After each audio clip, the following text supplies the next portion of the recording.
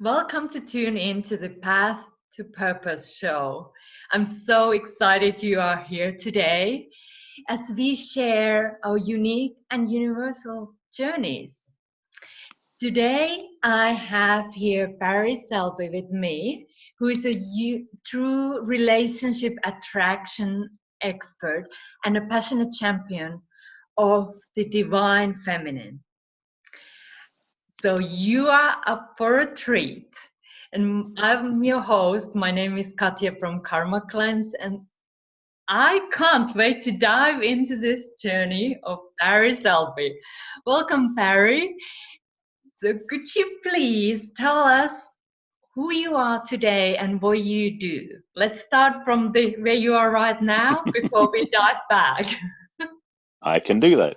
First, thank you, Katja, for having me on your show. It's a pleasure to be back again. It's nice to share deeper content and insights and support you and your audience too. What I'm basically, what I'm adding to what I do, because what I'm already known as a relationship attraction expert. Some of my friends call me the love doctor because that's the affectionate name for me. But what I'm really finding myself doing more and more, I should say, being guided to and being inspired to, is support women in business to find balance. That's probably the simplest way of putting it. But it includes relationship. I'm finding myself helping women. Recently, my work has been really about helping women heal their hearts, not just in relationship, but also about the way the world's treated them. And I'm realizing there's a bigger piece that I have been not addressing, which is business, not as a business coach, but as a success coach for women to be balanced in their business. And that's what I'm doing now. I literally like right now. Fantastic. But that wasn't always the case. So let's have a look back, because I know you're from UK, now you're in US. So let's start the journey. When did you first discover this is what you want to do? This, I would say, if I look at the seeds, they're planted all the way back through 20, 30 years of my life. But really what came about was about seven or 8 years ago, after I've been very deeply immersed I've been in the personal growth industry for 30 plus years now. And the last 10 have been particularly focused around the conversation of men and women, masculine and feminine, the whole dance of the sexuality and polarity conversation that up until 10 years ago, I wasn't even aware of. And so shortly into that work, over about 2008, 2009, I really got clear from one of my teachers that for me as a truly authentic man, my purpose must come before my relationship. And I was like, I don't know what my purpose is. And it was kind of a implosion in a way, a deep inward reflection to see what is driving, why am I about? And so I started looking back at the threads that I've been laying down these paths for years, and then realized what my passion had been about. Because shortly after I started doing this work, I discovered how empowered I felt as a masculine man versus the man I'd been before. And also how much I felt in deep reverence and respect for women in their feminine, because I decided I'd now seen that for the first time over the previous couple of years, where I just saw how magnificent women are when they're in their feminine gifts, and to be blunt, how normal they were when they're in the masculine modality. And that was the thing that I became clear about. There was such a difference. And so my purpose felt like inspiring and helping and waking up women to know their feminine gifts are actually more powerful and more supportive of the planet than just acting like the men are, which is a whole other conversation, by the way. When women acting like men that's a whole 20-minute conversation on its own. Yeah, and you do a lot of those on your Facebook Lives. You are sharing so much valuable insight. So if you Thank you. have a chance, go there, check Barry's Facebook Lives. So now we are talking about you on your journey. So that's so, right. so wonderful as well, because it is indeed our own life experiences that can then lead us towards fulfilling the purpose. So let me speak to a couple of those threads, if you don't mind. One of which was, in so many ways, growing up, my mother was the one I was closest to. You know, I grew up in a family where my dad, my mother, and my brother. So it's basically 3 boys and a woman. I mean, 3 male and 1 female. And also in my teen years in particular, I was not someone who fit into my peer group at school. mainly because I was one of the few Jewish kids in the school. And I found myself, because I didn't retaliate, respond, react the way I should have done to be like the boys, I got beaten up. I got bullied through most of my high school years. And for me, what happened is I found sanctuary amongst the girls. It was kind of like with it, around the other boys, I couldn't trust them. But most of the girls that I was at school with, not so much took pity on me, maybe they did, but there was definitely a sense of compassion or safety or something, even as, sometimes prepubescent, these girls felt that I was okay with them. And in fact, what happened during those teen years is I was often the shoulder they would trust to cry on when they had to break up one of the boyfriends they had. So even in my teen years, I was doing, in a way, what I'm doing now without any skills whatsoever. This is back in England.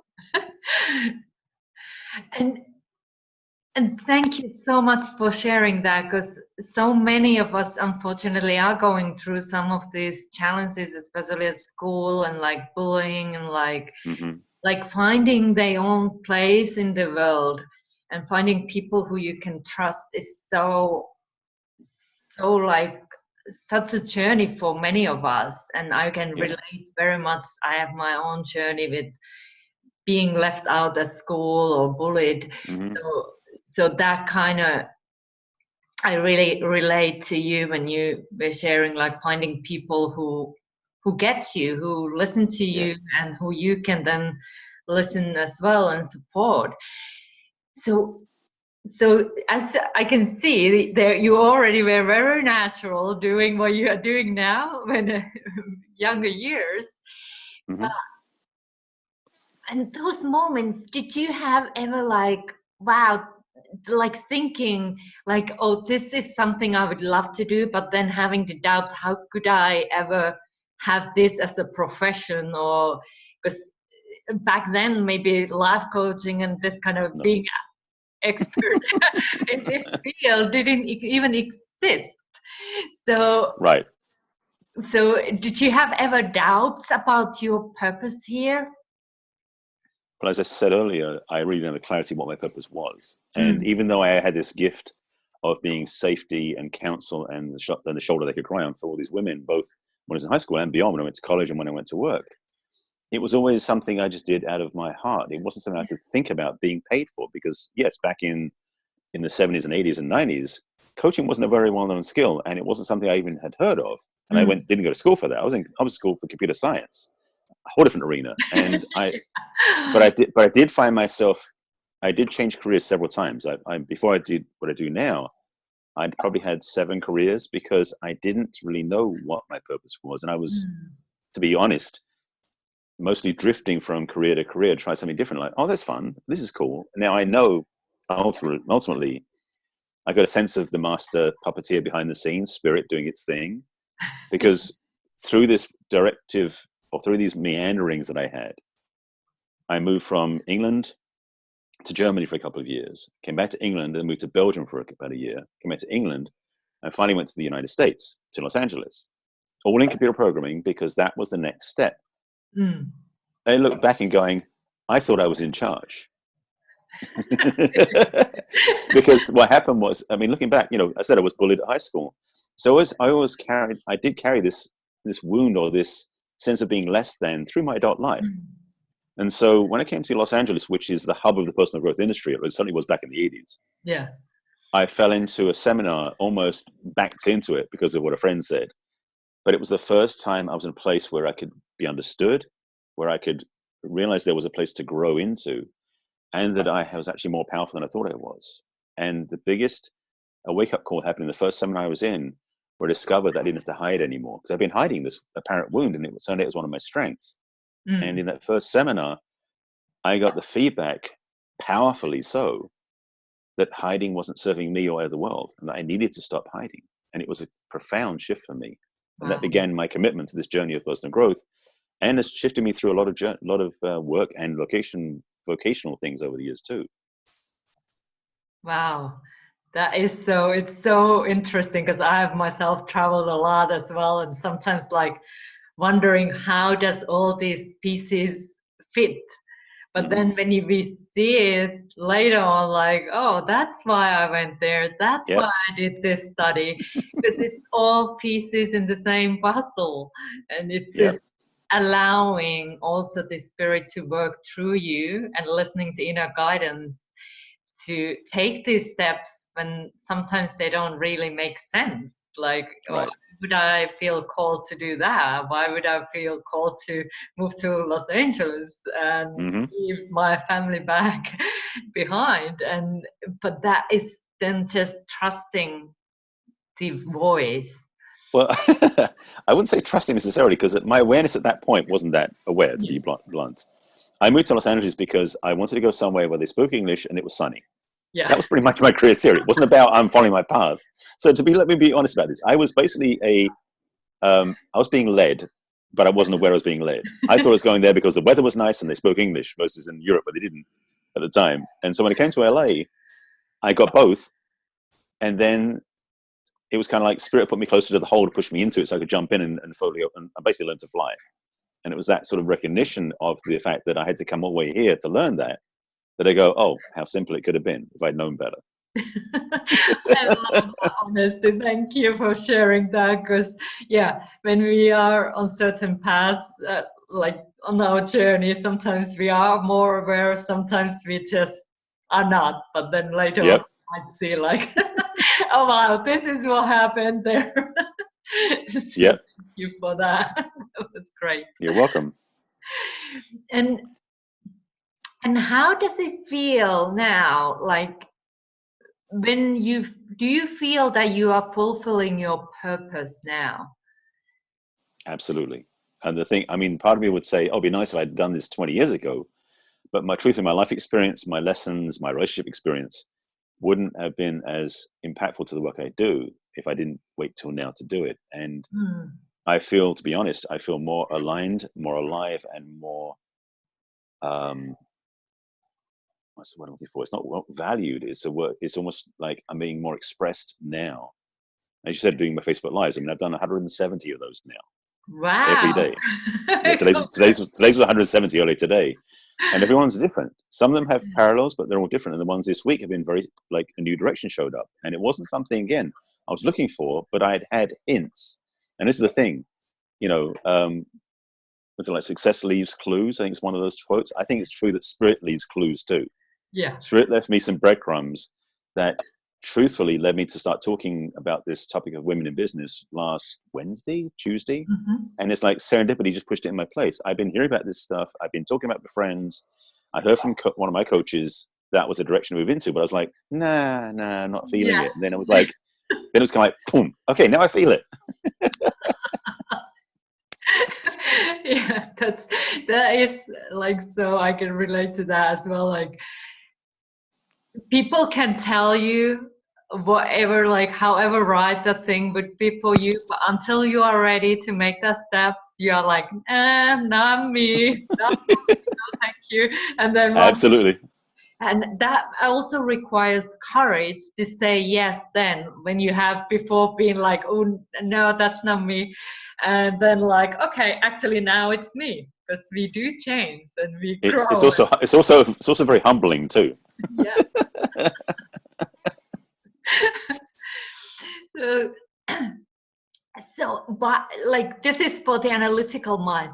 Why do you think this specific path is now unfolding for you?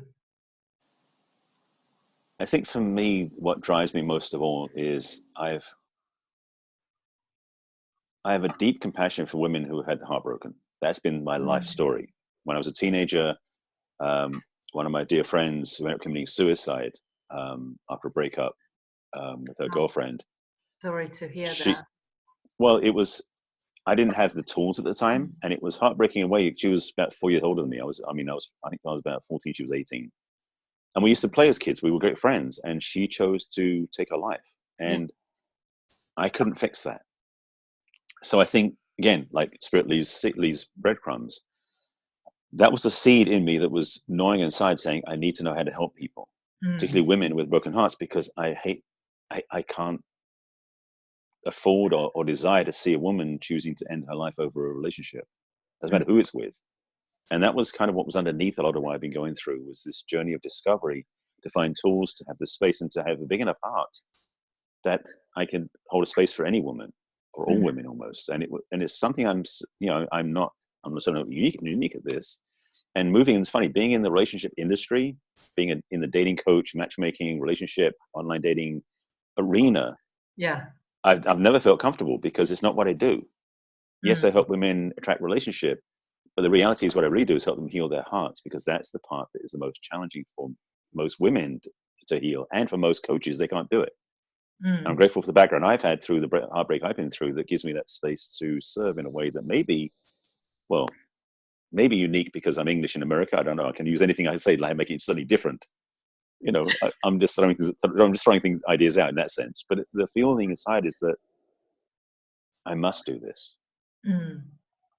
It's almost like if an alarm bell goes off and I hear the alarm bell, I've got to respond to that. Same as if I have a friend or a client who's going through a heartbreak, I cannot do anything else. I must be there. Mm. It drives me. Beautiful. And I'm so glad you're doing that work. It's so valuable for so many. And do you have a special message would like to share for somebody who might be there now feeling heartbroken and not Sure. seeing really Yeah, how to move forward? absolutely.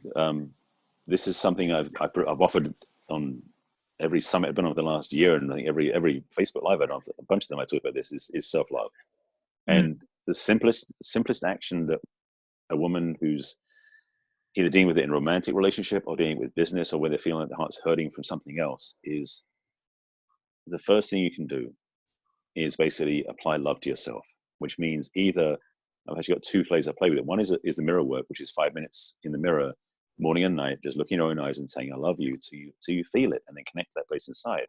The second way, which is similar but easier if you don't have a mirror, is just simply to spend 5 minutes with your hand on your heart, Mm. feeling into your own heart and telling yourself you love you. And saying it in a way that you don't like keep saying it for 5 minutes to be done. You Yeah. say it until you feel it, because it's meant Yeah. to be a feeling level, not a mental process. And if you do that as a regular practice, once a day, twice a day for a month, it will change everything.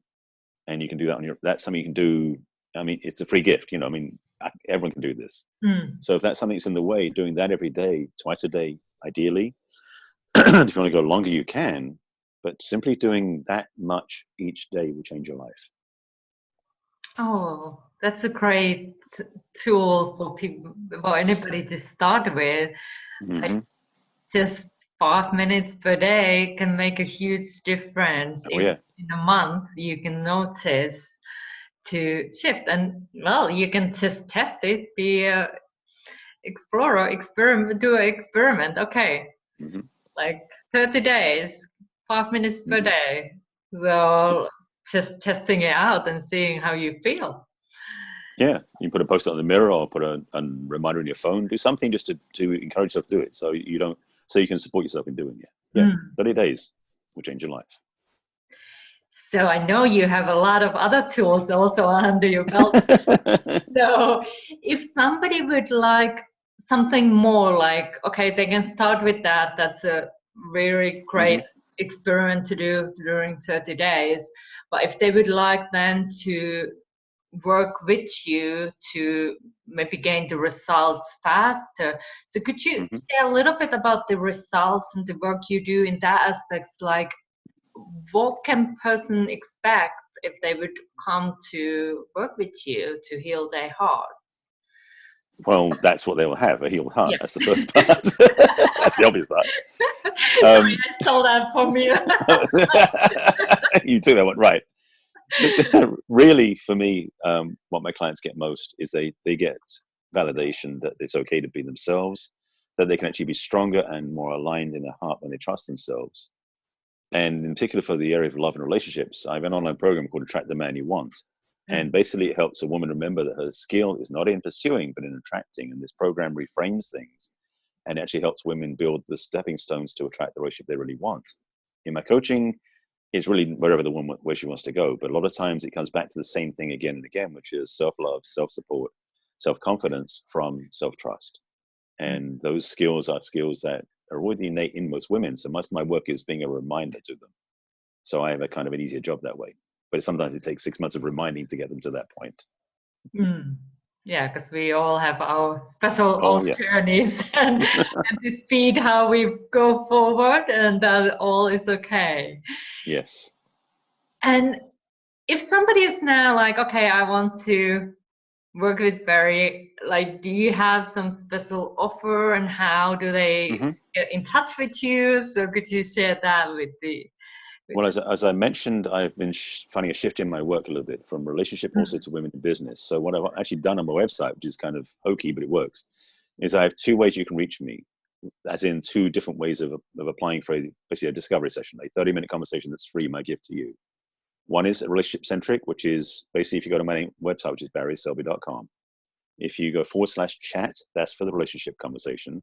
If you do /consult, consult is for the business relative conversation. So either one works, but the questions are in the form you fill out are more focused on each one of those 2 topics. So you can find me either way, or you can just just click on the contact form. Either way works fine too. Perfect. And I will post them on the comments as well, so it's easier Thank you. just to click on that. So I really enjoyed having this short chat about your journey. I think we could talk for hours about how we end up Oh where yeah. we are. So maybe in the future we will have another deeper dive. But I think this was beautiful, and I really appreciate you sharing your experiences, and also the challenges for you overcame to get where you are right now. And that is beautiful work you are doing. So I highly encourage anybody who is feeling that would love to have extra support on their journey, contact Barry and get the help, because we are not here on our own. So Right. we can have shortcuts on our healing journey if we get the support we need. Yes. Well, I appreciate you having me, Katja. It's been a joy to sort of share. And it's funny because you actually invited me to talk to you literally as things are shifting for me. So I love the fact that I can speak more and explore more what's changing in my own work and share it with your audience. So thank you for that. You are very welcome. So thank you for watching Path to Purpose.